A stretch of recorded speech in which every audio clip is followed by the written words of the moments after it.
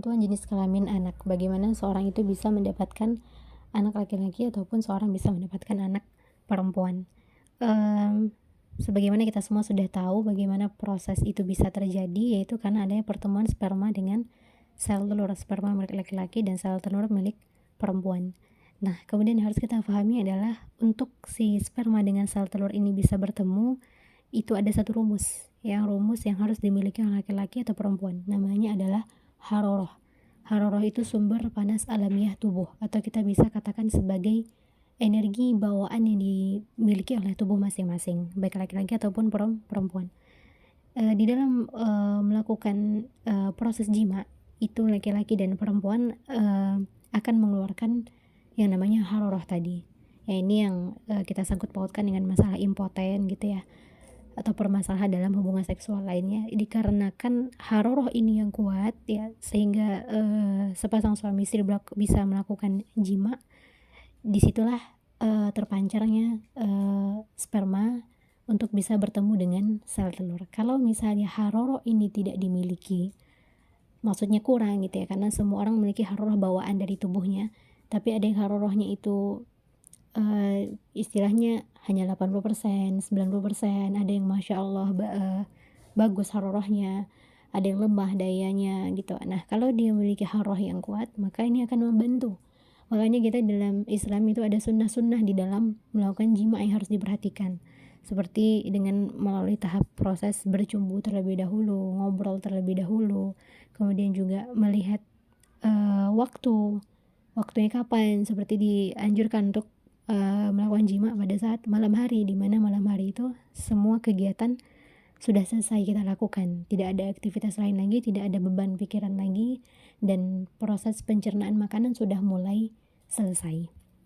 Kemudian tidak juga melakukan jima dalam kondisi kelaparan atau dalam kondisi kekenyangan. Nah, ini salah satu juga yang nanti akan beresiko kepada harorohnya bagaimana gitu ya. Kita kalau terlalu kenyang kan jadinya agak, ada yang terkadang orang ngantuk bawaannya, ada orang yang karena kekenyangan ya, dia karena dia letih, lelah begitu.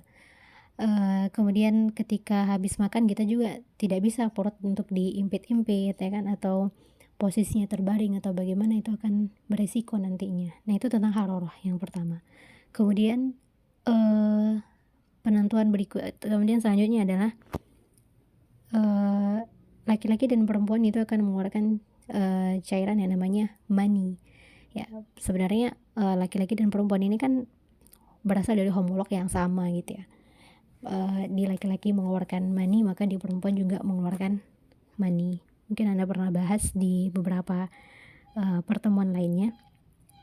Nah, di dalam tujuan ketika ingin memiliki anak laki-laki atau perempuan itu sebenarnya sudah bisa kita rumuskan, sudah bisa kita praktekkan atau kita konsepkan. Oh, saya pengen punya anak perempuan, maka bagaimana caranya? Itu insya Allah ada teorinya yang kita diajarkan dengan ilmu yang masya Allah.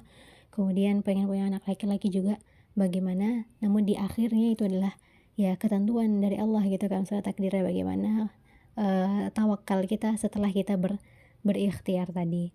Kalau di ilmu kedokteran ada istilahnya kromosom ya, kromosom X, Y, dan XX. Kalau perempuan itu dia membawa kromosom XX, laki-laki membawa kromosom X dan Y gitu. Maka dari sini kita pahami bahwa perempuan itu sudah menjadi ketentuan, ya udah dia menerima apa adanya. Ini nggak bisa untuk menjadi pemimpin atau rumus menentukan laki-laki atau perempuan. Maka siapa yang menentukan? Yang menentukan berarti adalah kromosomnya pria. Maka pria laki-laki ini yang menentukan nanti anaknya laki-laki atau perempuan, bukan si perempuannya gitu. Kalau misalnya seorang sudah menikah lama atau baru menikah kemudian banyak permasalahan, seperti misalnya tidak bisa memberi anak laki-laki, tidak bisa memberi anak perempuan, atau tidak bisa hamil atau bagaimana, makanya di sini harus didudukkan kedua belah pihak. Karena yang banyak terjadi atau stigma di masyarakat itu dengan misalnya kenapa tidak bisa memberikan anak perempuan, yang disalahkan adalah perempuannya. Kenapa tidak bisa memberikan anak laki-laki, yang disalahkan adalah perempuannya juga gitu. Padahal perempuan itu hanya sebagai wadah ya hanya sebagai wadah. Dalam proses untuk menentukan laki-laki dan perempuannya itu aja butuh sperma laki-laki dulu, nggak bisa dengan sel telurnya wanita aja. Jadi ketika kromosom Y bertemu dengan kromosom X-nya si perempuan atau si ibu, maka anak yang lahir adalah laki-laki. Tapi kalau kromosom X dari laki-laki bertemu dengan kromosom X milik ibu atau wanita, maka anak yang dilahirkan adalah perempuan gitu. Jadi Y laki-laki, X perempuan.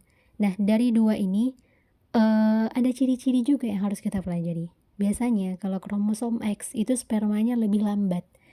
Lambatnya bukan lambat yang tidak sehat, tapi lambatnya maksudnya santai gitu ya. Jadi dia jalannya santai. Sementara kalau kromosom Y geraknya lebih cepat, lebih agresif gitu. Dan masa bertahannya itu hanya 1 hari.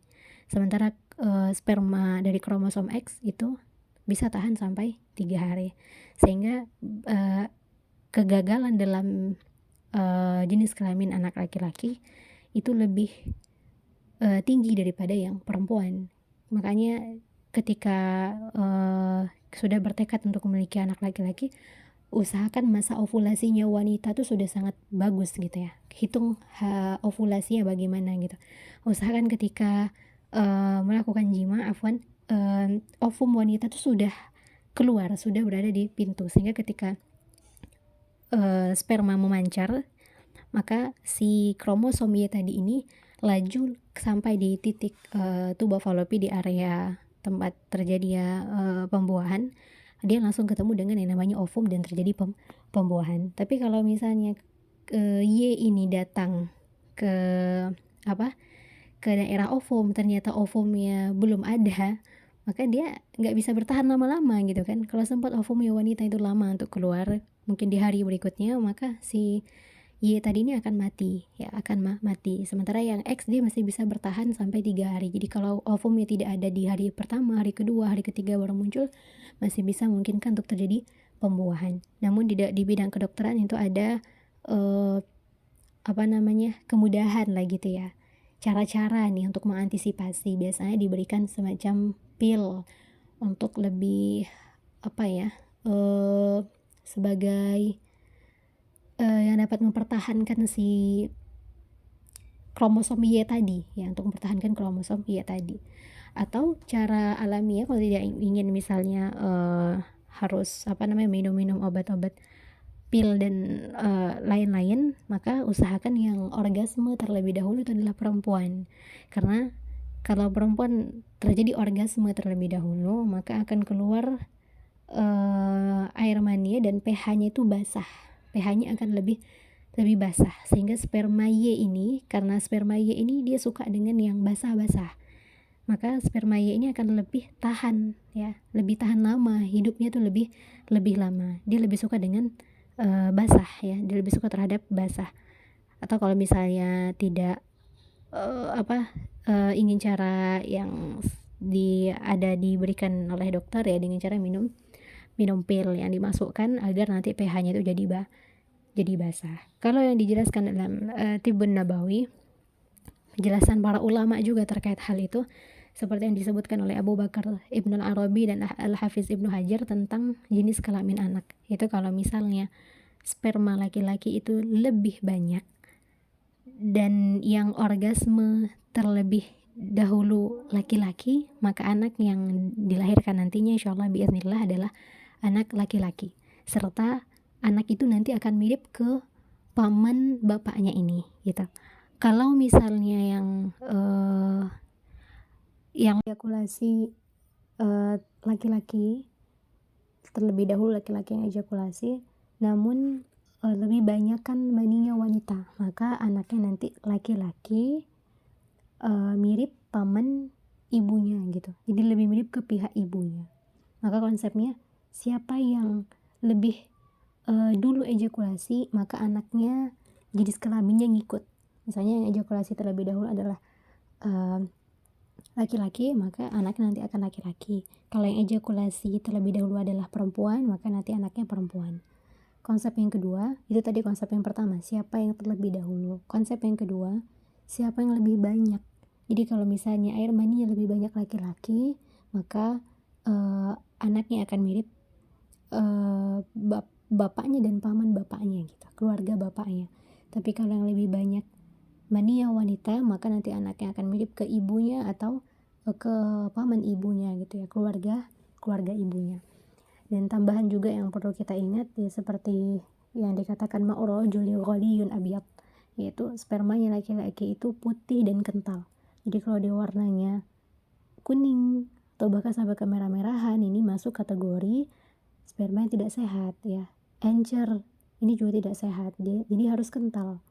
Makanya dari sini nih kita bisa pahami bahwa salah satu patokan sebab seorang itu bisa hamil atau berhasil gitu ya, itu adalah si sperma. Maka jangan mulu-mulu menyalahkan wanita atau yang dicek perempuannya. Cek kesuburan itu dari dua belah pihak, bahkan laki-laki yang harus penting banget untuk cek kesuburan. Wanita sebagai wadah, wanita lebih identik nanti ke rahimnya gitu, kekuatan rahimnya, kesehatan rahimnya, masa suburnya. Sementara untuk bisa terbentuknya janin itu ya si pria, maka si laki-laki yang harus banyak untuk introspeksi terhadap sperma gitu ya. Maksudnya bagaimana bisa mendapatkan sperma yang unggul, bagaimana bisa mendapatkan sperma yang matang, yang bagus. Kalau perempuan ya sembari menunggu pernikahan misalnya begitu, ya dia bagaimana caranya merawat rahimnya, merawat fisiknya, kesuburannya harus bagus itu. Kalau laki-laki sebagai patokan utamanya ya itu yang harus dilihatkan, yang harus diperhatikan gitu. Sementara kalau maninya wanita itu dia warnanya encer kuning, dalam riwayat itu disebut kemerah-merahan ya, warnanya encer kuning. Kemudian juga dikatakan khuluqa mimma inda fik. Ini syarat ya, bahwa janin manusia itu diciptakan dari air yang memancar. Air ini siapa maksudnya? Sperma. Maka sperma kalau keluar ya tidak memancar, itu ciri-ciri sperma yang tidak sehat ya, ciri-ciri sperma yang tidak berkualitas tinggi, sehingga dikhawatirkan tidak bisa melakukan proses pembuahan tadi gitu. Dan kita juga sama-sama sudah pernah belajar bahwa sperma itu ciri-cirinya yang bagus ya, tentu sperma yang memiliki kepala yang bagus, kepala yang sperma, kemudian ekornya lincah, kencang gitu ya, bukan yang jalannya lambat. Nah, ini juga harus diperhatikan gitu ya, apalagi vaginanya wanita itu kan asam ya, sehingga ketika sperma itu bertemu dengan vagina, tentunya melewati vagina, itu aja udah bisa membuat sperma itu mati, bahkan sampai jutaan, baru sampai di pintu doang, belum lagi untuk dia proses jalan menuju sel telur, ovum gitu ya. Jadi harus memiliki sperma yang sangat-sangat berkualitas untuk bisa melewati fase-fase yang rumit ya, fase-fase melewati asamnya vagina. Kemudian kalau kromosomnya harus sangat sehat sekali, kuat sekali ya, pancarannya harus jalannya harus lincah begitu, sehingga dia bisa sampai ke sel telur, ke ovum dengan tepat pada waktunya. Kalau kromosomnya ya, karena hidupnya hanya sebentar.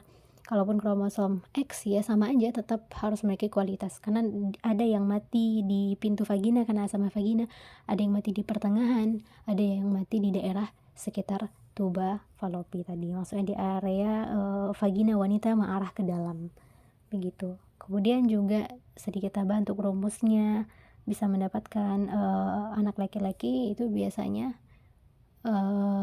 dengan meletakkan posisi yang paling dalam, dan itu akan bisa mempercepat juga pergerakan sperma menuju sel telur ya.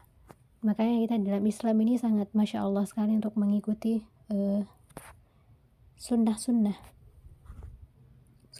yang harus diperhatikan. Islam mengajarkan sunnah-sunnah itu harus bercumbu terlebih dahulu, harus tidak dalam posisi kekenyangan ya, waktu-waktunya ini juga sangat penting.